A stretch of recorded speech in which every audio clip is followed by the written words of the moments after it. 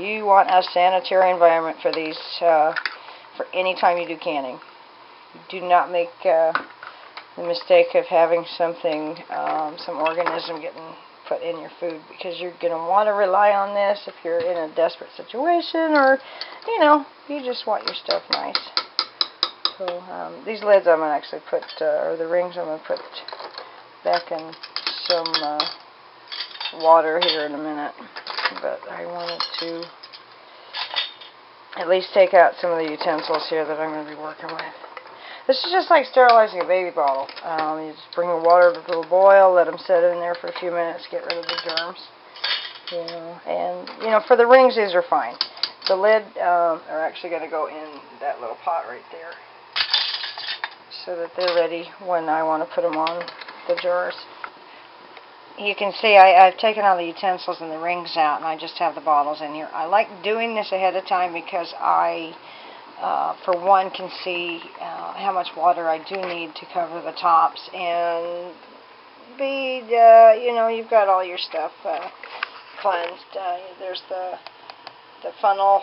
This is a level, and it comes with the kit that you get the jar remover in, and then there's my ladle right there that I'm going to be using to spoon the jam mixture in.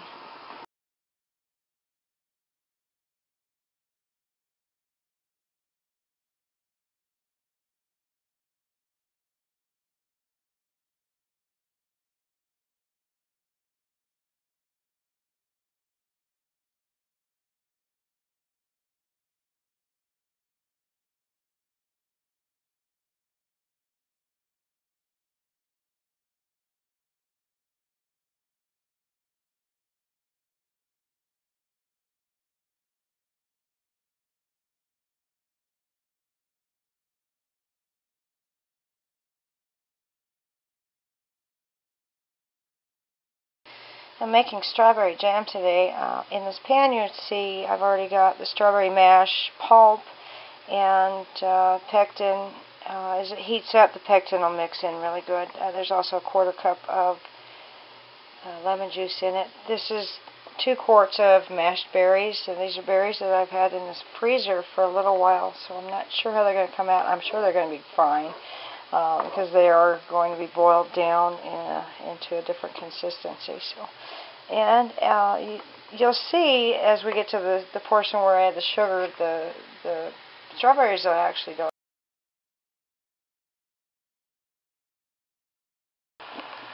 You can see it's boiling pretty good now, so I'm going to start adding sugar. A little bit at a time. Stirring it in. Watch how this starts to turn to a nice glaze.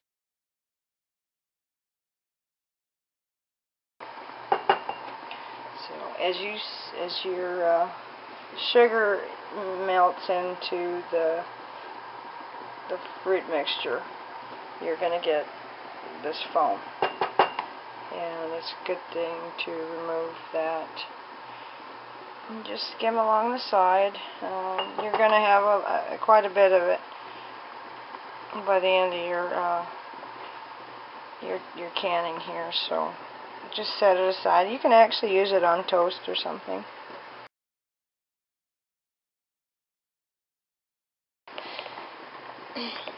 One thing that's really good for helping the foaming stay down is a pat of butter.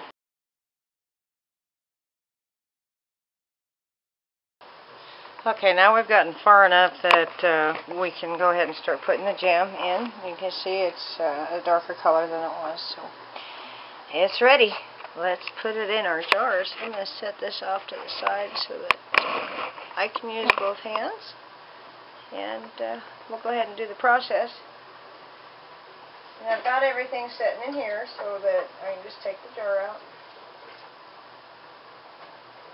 And I set it in here so that I'm not making a mess. And then I can take my funnel and my ladle,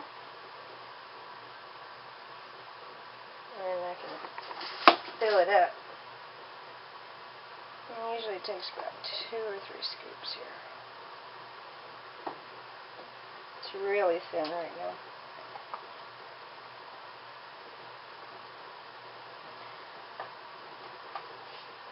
And I'm going to take that out.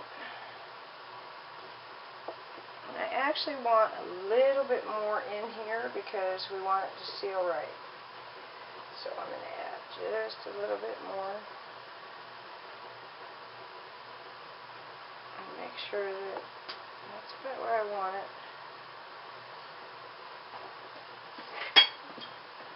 I don't like having little dishes around I can set my stuff on.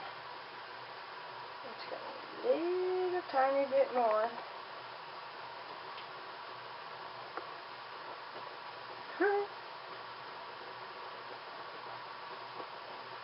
Okay, that's enough headroom on that.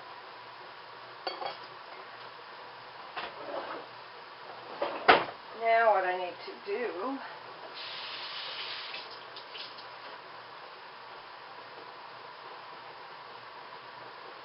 is have a cloth ready and wipe the edge. There's one thing I forgot to do. I'm going to put these in the hot water over here.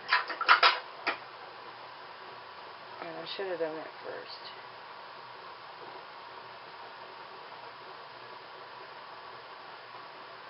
Still checking to make sure that there is no stuff on there. Okay.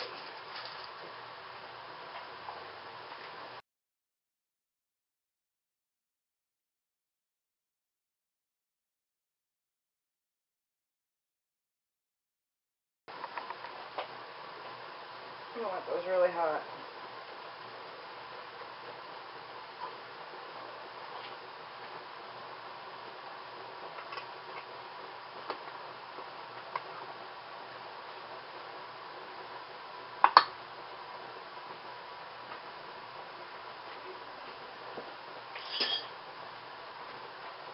Put it on.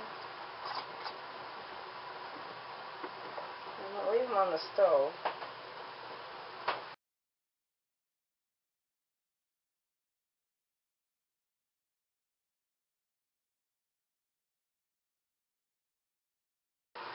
So this is my assembly line here. I've got all my utensils that I use, the rings, there's that foam.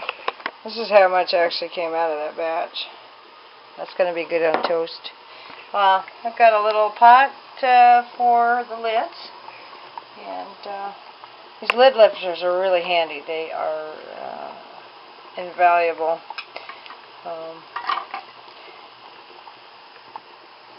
I've got the water canner. This is actually a pressure canner, but I'm using it for a water bath today. I can actually use it to can meats and vegetables and stuff in it under pressure. I'm not ready to start that yet. I'm still a beginner. My mom and my sister are the actual canners, but I'm stepping in the footsteps of my maternal examples behind me or in front of me, and doing strawberry jam. I did some last year. You see I've already got some pints already put together. And I'm going to finish the little bit left, what's left in the batch. And then we're going to put them in the processing. Now, you put them in a water bath for about 10 minutes. Now, my mom likes to just turn them over.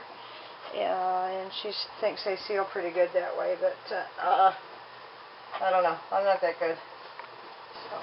And the reason you want the jars hot is so when you're putting the jam in, it's not going to break the jar because the temperature changes. This one got a little full, so I'll wipe it off a little bit. I've got one more to complete. And then we can put them in the water bath. This is probably not going to take a seal because there's probably not enough to it. But we'll try that anyway.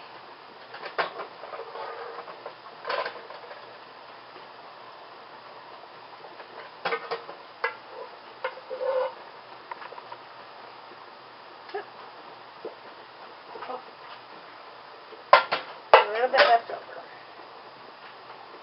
That's just the right size. Looks like we got an even dozen. plus some foam. That's really good on pancakes.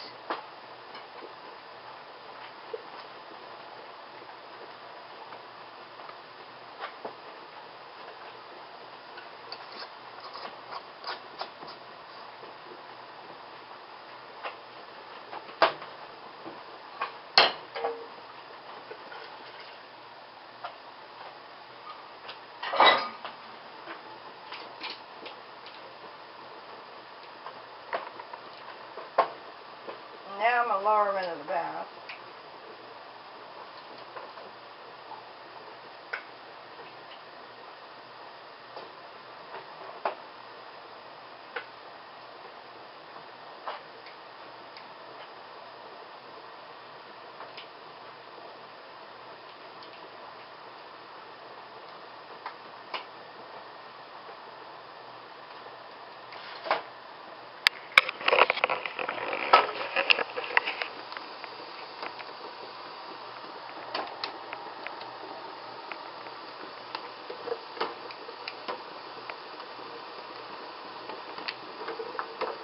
Oh, these jar grabbers are great.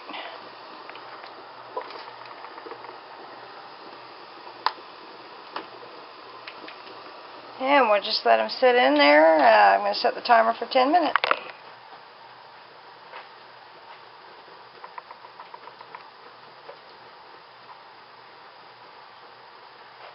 No, that's okay.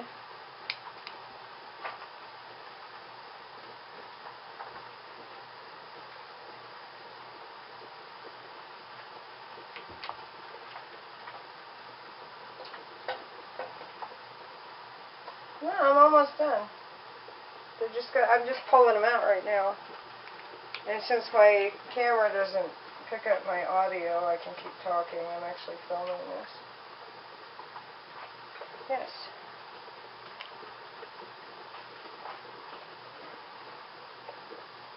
I got a bunch of...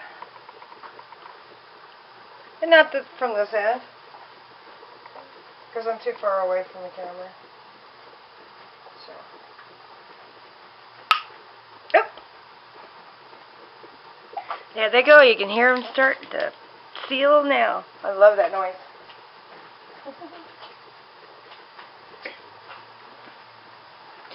Once they sit and they start to cool, you'll hear that popping noise. Just cover them up